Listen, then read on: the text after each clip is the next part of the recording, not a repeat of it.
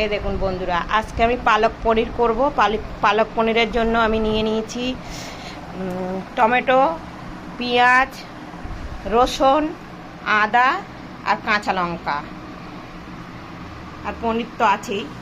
নিয়েছি সাদা তেল, দিয়েছি কড়াতে রিফাইন, আপনারা চাইলে সর্ষের তেলও দিতে পারেন। সব থেকে আগে পনিরগুলো ভেজে নেব। এই দেখুন, ওই তেলেতেই তারপরে আমি পেঁয়াজ দিয়ে দিলাম।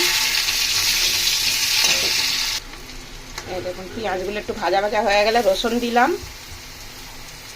আদা দিলাম, কাঁচা লঙ্কা দিয়ে টমাটারটা দিয়ে দিলাম। এবার দেখুন, এতে একটু নুন, ধনে গুঁড়ো আর হলুদ দিয়ে দিলাম। এই দেখুন, মশলাটা ভালোভাবে হয়ে গেছে। এবার আমি পালং শাকটা দিয়ে দিচ্ছি।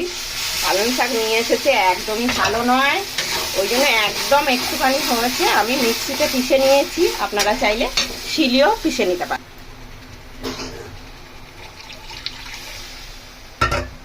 ভালোভাবে ফুটে গেছে। এবার আমি পনিরগুলো দিয়ে দিলাম।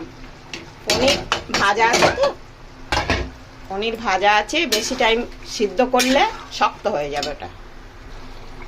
একটু চিনি দিয়ে দিলাম, আপনাদের ইচ্ছা, দিলেও দিতে পারেন, না দিলেও না।